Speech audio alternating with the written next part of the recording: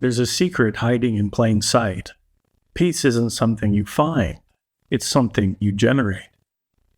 And right now, the planetary weather is giving you the perfect conditions to learn how.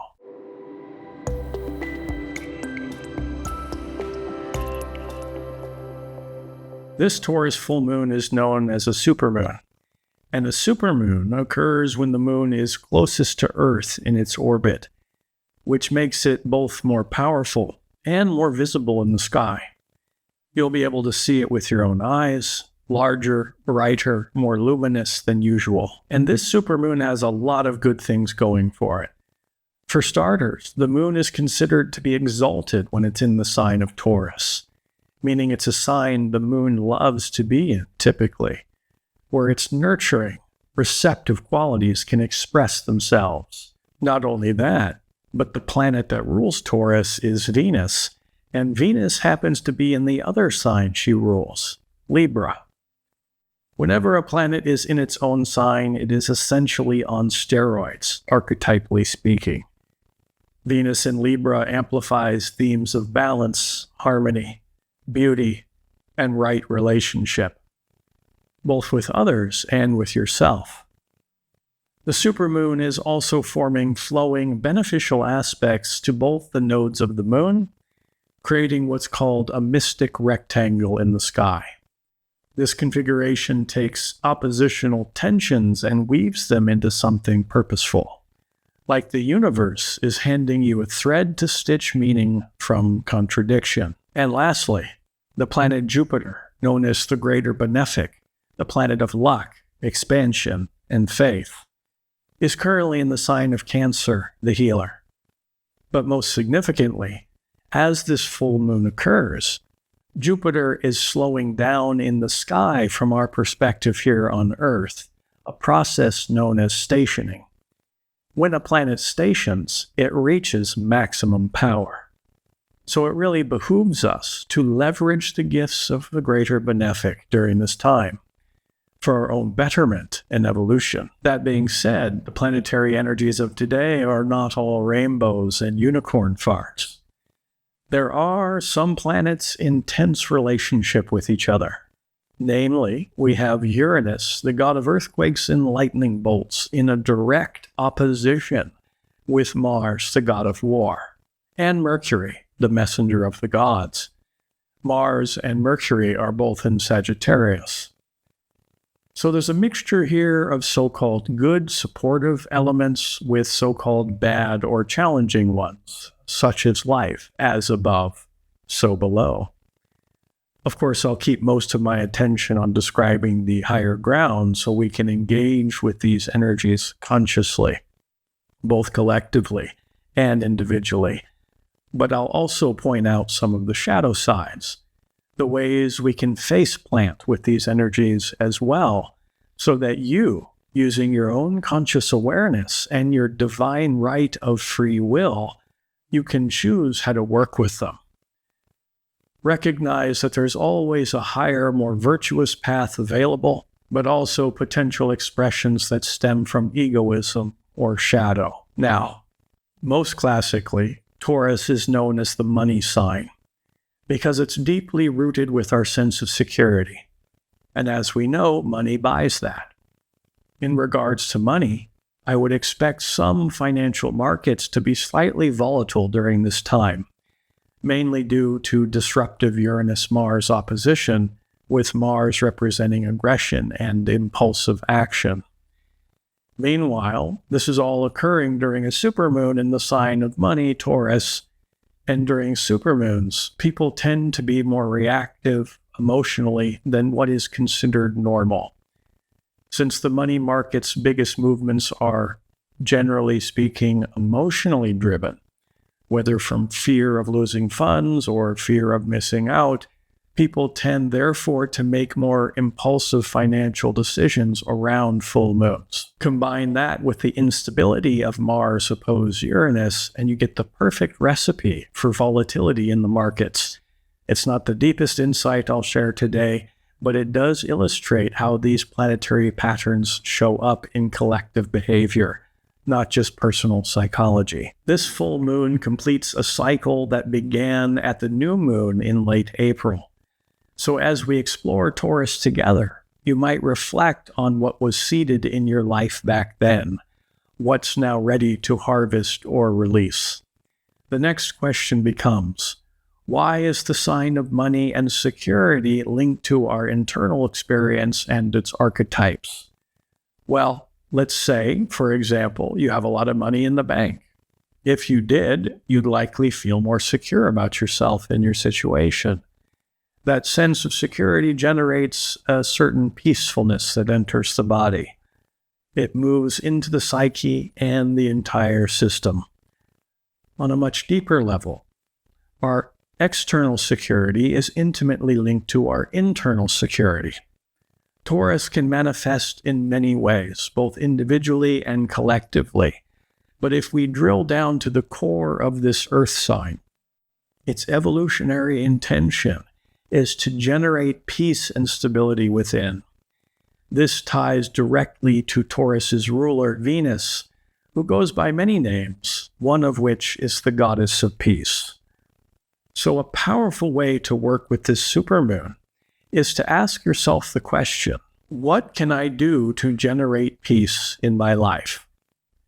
Taurus is also known as the symbol of simplicity. This connects with the idea that happiness and peace at their roots are simple, and that peace is something we cultivate moment by moment by being fully present. Of all the signs, Taurus has the strongest present moment orientation. The invitation during Taurus full moon is to center your conscious awareness in your body, to become more body-centered, and to connect to the simplicity of breath. As you focus on the breath, through the nose, into the lungs, you feel your lungs expand, you feel your body open, and as you slowly exhale, there's a release of tension and tightness in the psyche, returning you to equilibrium and peace. Breath in, breath out, return to peace.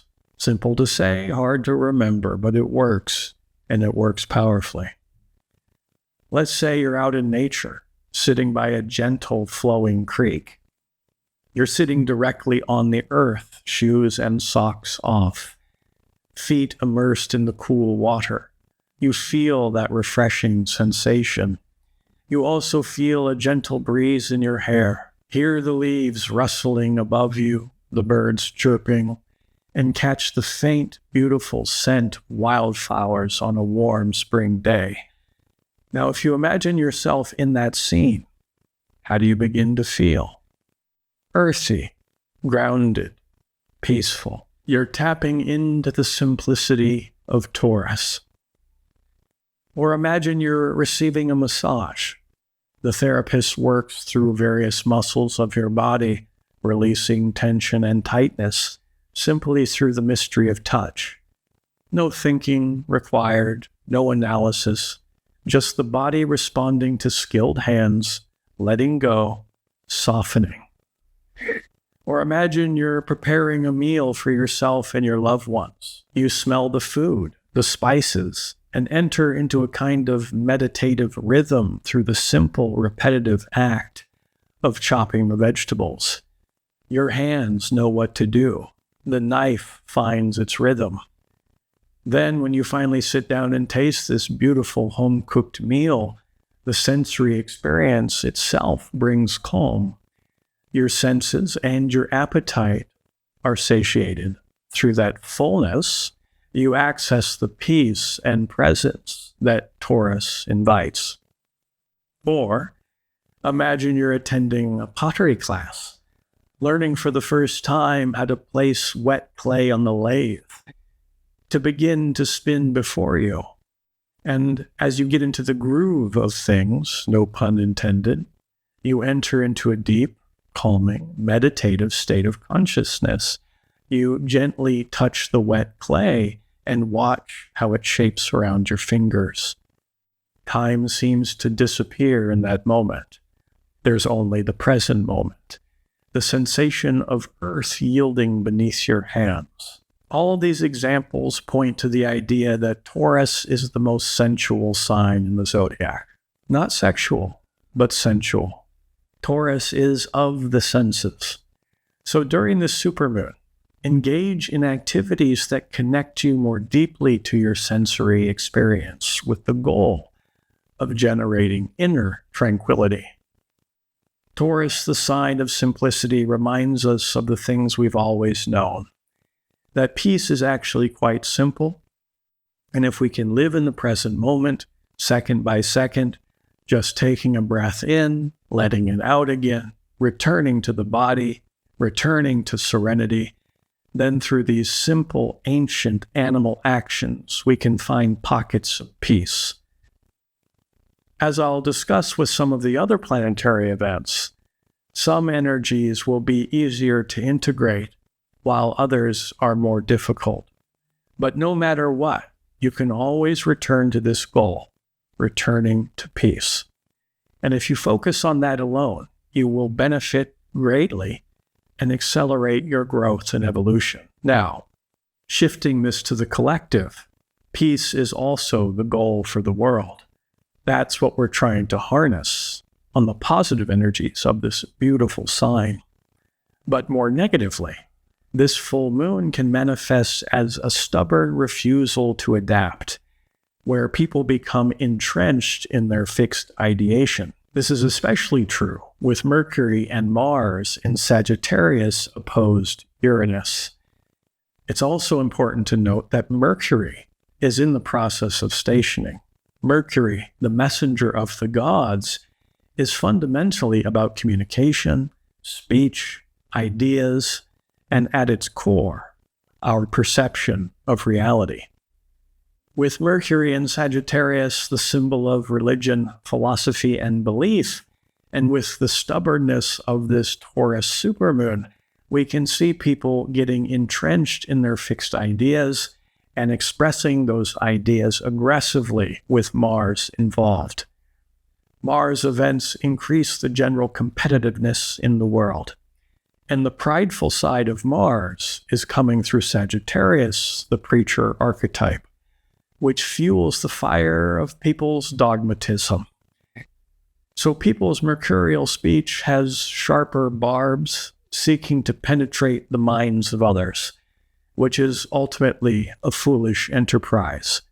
Because in the worlds of thought and emotion, the fundamental law is like attracts like, opposites repel.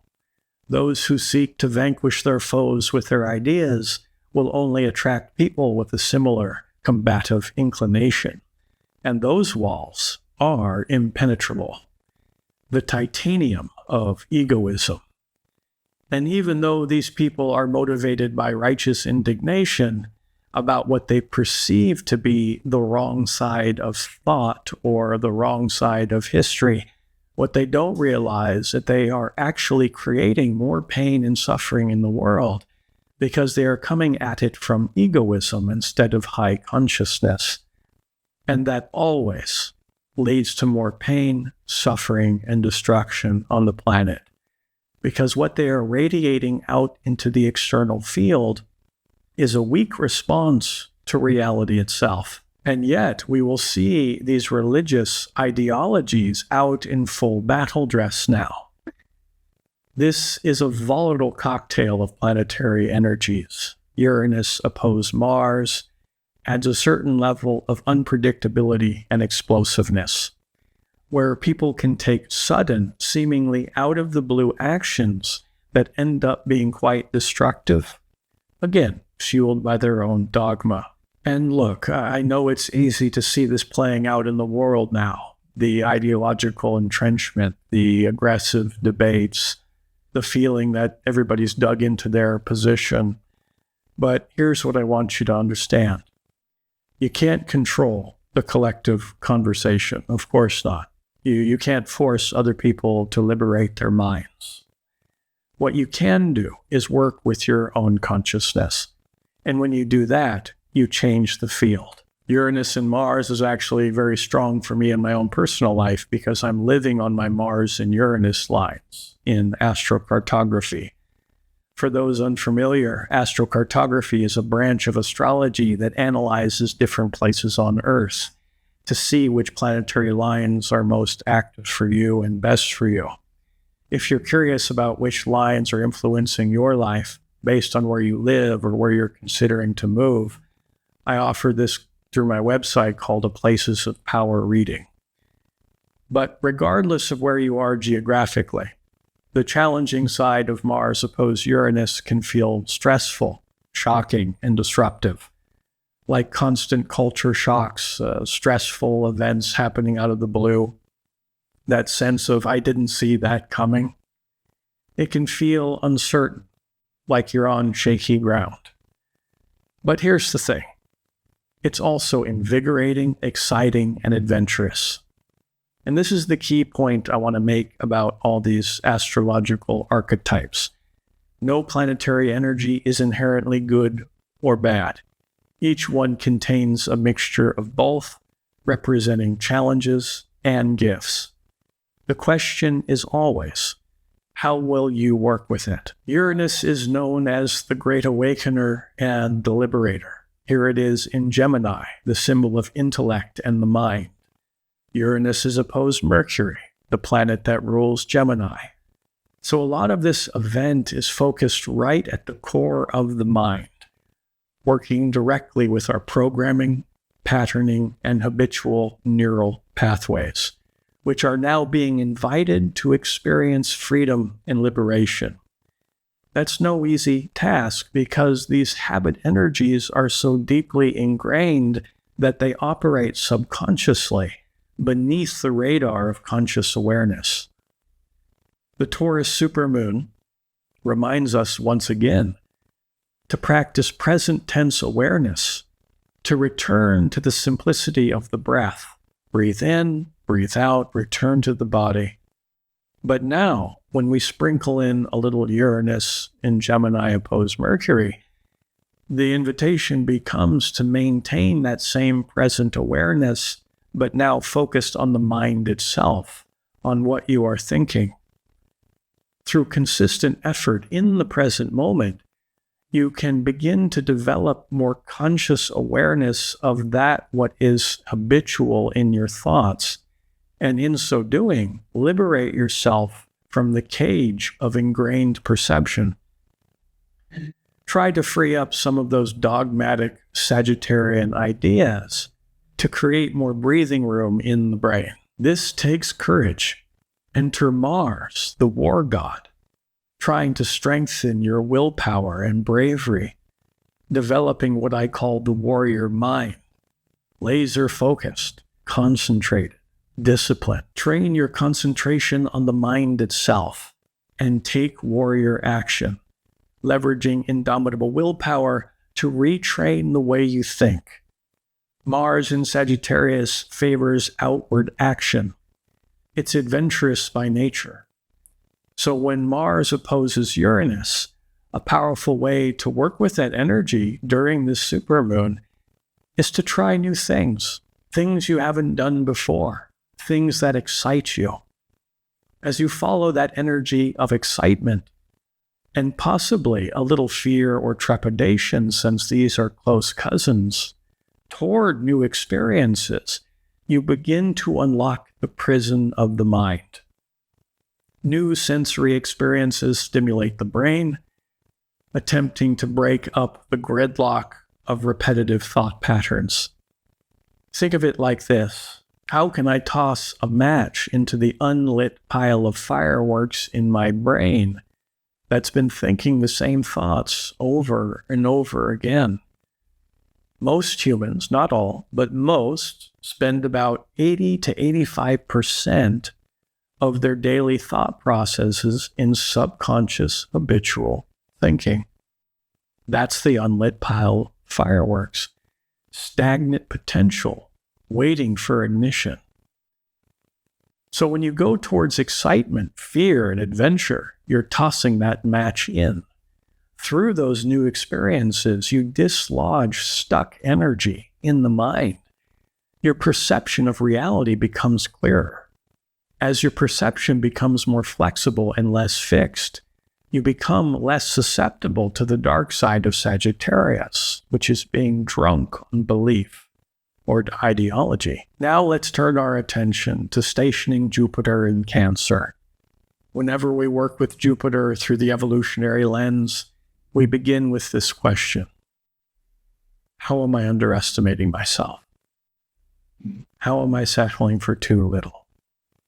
Specifically, regarding your capacity to heal yourself and others, to tend to the needs of home and family, and to express compassion and empathy. Maybe you've been wanting to learn Reiki or energy healing, but you've told yourself you're not intuitive enough. Maybe you've been hesitant to host that family gathering because you doubt your capacity to hold space for everyone's big personalities and conflicting needs.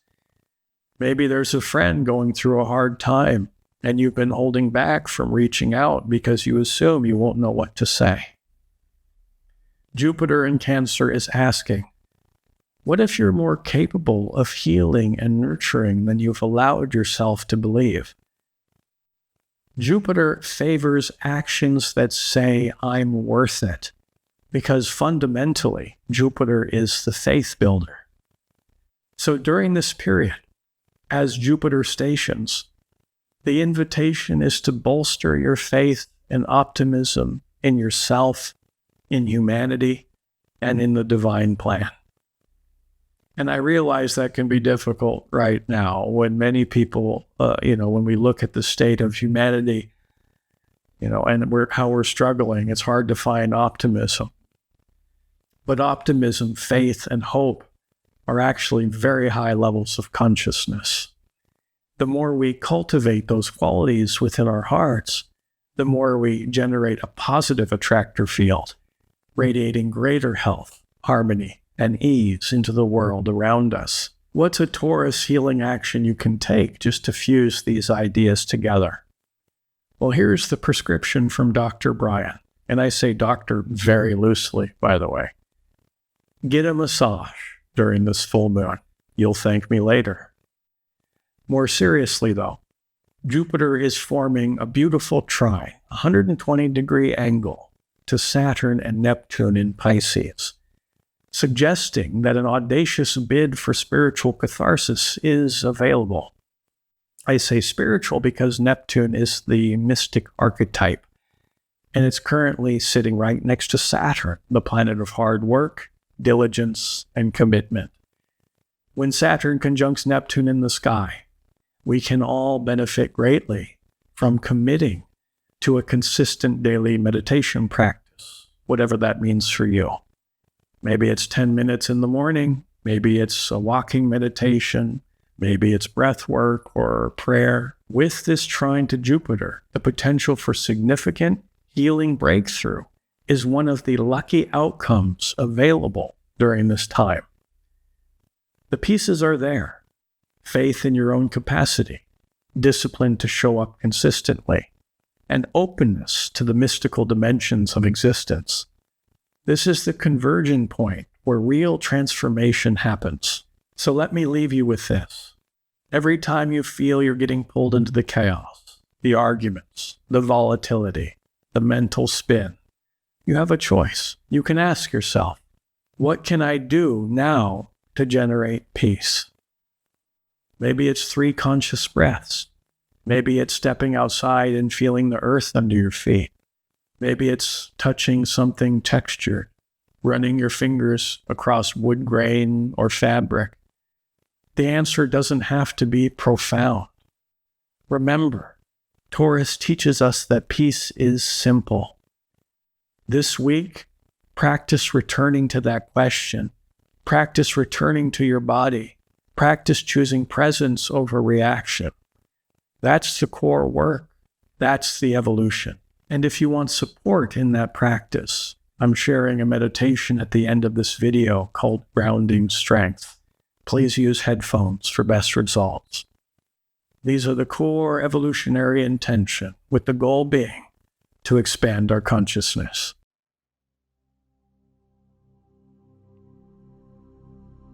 Welcome to this meditation for grounding and inner strength. Today we will focus on finding stillness and tapping into our deep internal power, reminding ourselves that no matter what life may bring, the strength within us is always enough to guide us through any uncertainty or challenge.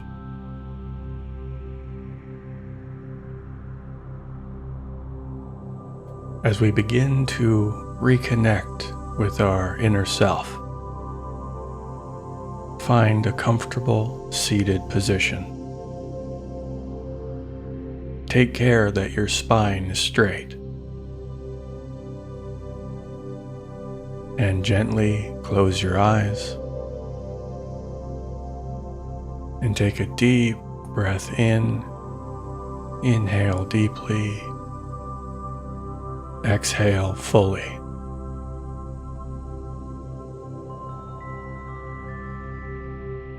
Allow your breath to carry away any anxious or heavy energy, releasing what no longer serves you in this moment.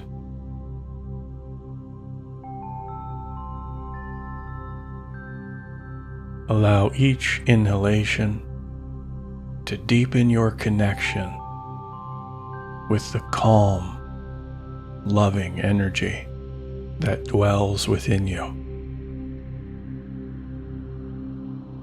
Inhale. Exhale. With your eyes closed, allow your body to release any lingering tension.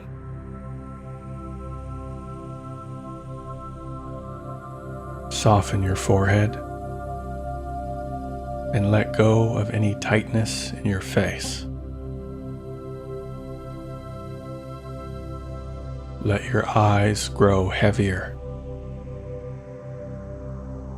Release your jaw. Let your shoulders drift away from your ears,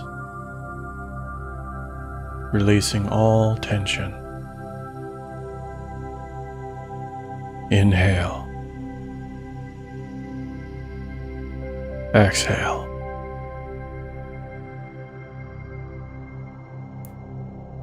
Let go of any thoughts, fears, or judgments that may arise during this time.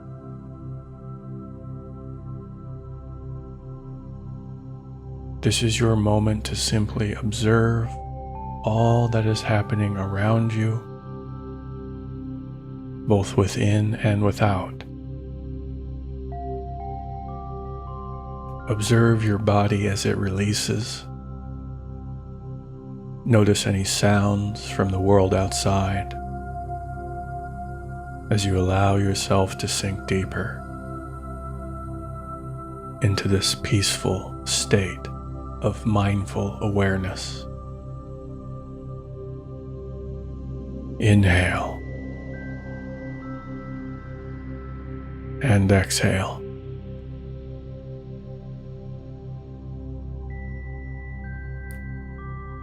Tune into your breath. Is it shallow or deep? Can you draw your breath deeper into your belly and your lungs? Can you welcome more oxygen into your body, bringing fresh energy, healing, and love into every cell? Inhale. Exhale.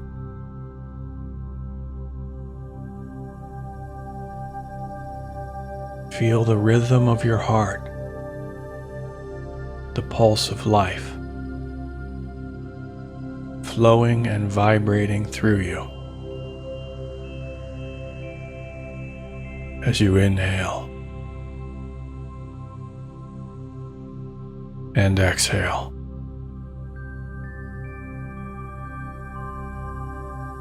Notice if any colors appear within the darkness behind your closed eyes.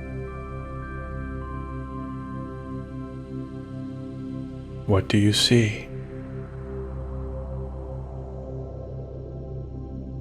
What do you feel?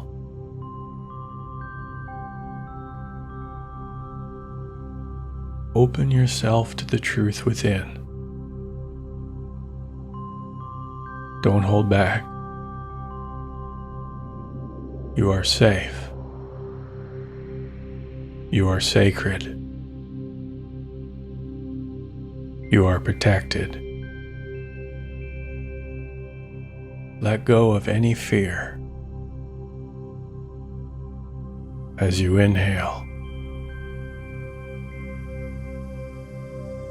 and exhale.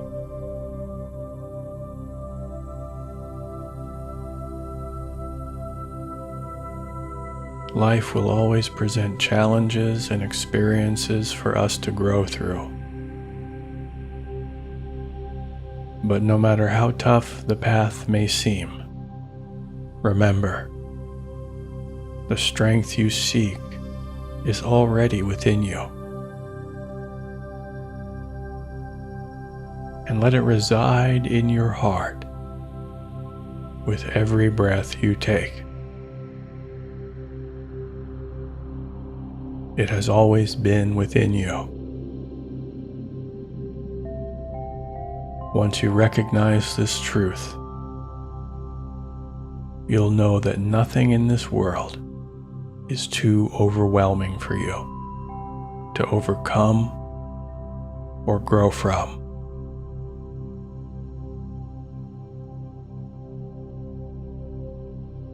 Each experience comes to elevate you to a new level of strength, power, and growth.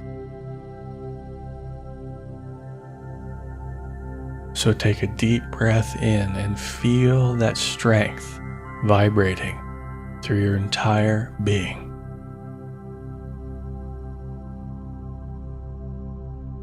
Reminding you that it is yours to use to overcome any challenge on your journey.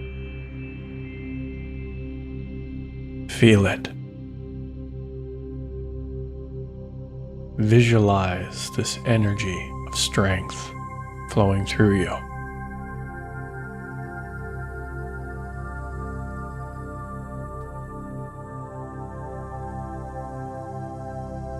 Welcome this powerful affirmation into your mind, repeating it as often as you need, especially when thoughts or distractions arise. Everything I need is already within me. Everything I need is already within me. Everything I need is already within me.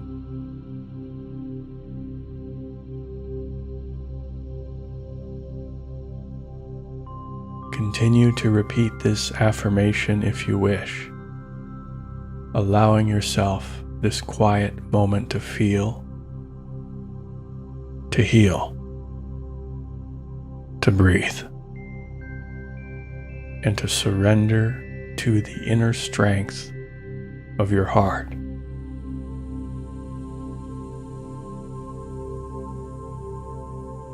Everything I need is already within me. Everything I need is already within me. Everything I need is already within me. Now silently, in your mind,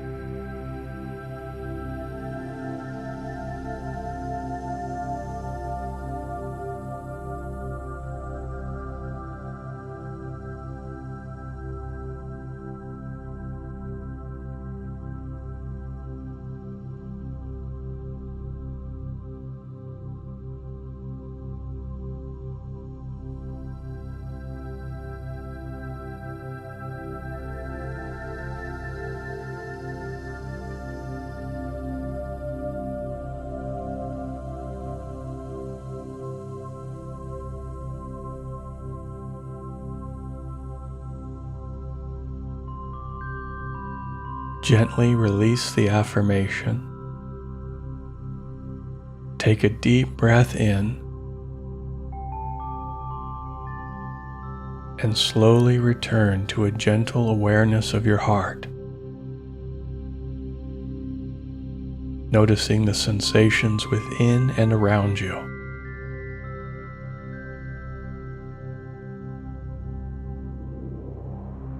Use this moment to dissolve into the peaceful energy you've cultivated, releasing all that you no longer need.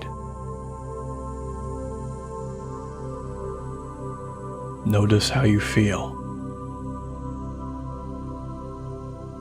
Observe the energy that has shifted and the energy you've brought to the surface.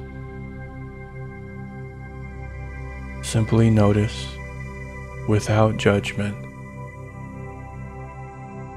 without the need to analyze. Just allow yourself to feel, to be. Remember, you are safe, you are sacred, you are loved, and you are love itself.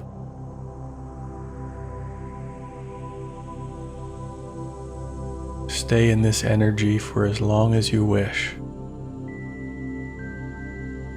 Don't feel rushed to end your meditation here. However, if you choose to close this practice now, gently bring your hands together and bow inwardly, expressing gratitude for your strength, dedication to your well-being, and may the rest of your day or evening be filled with peace. From my heart to yours, be well.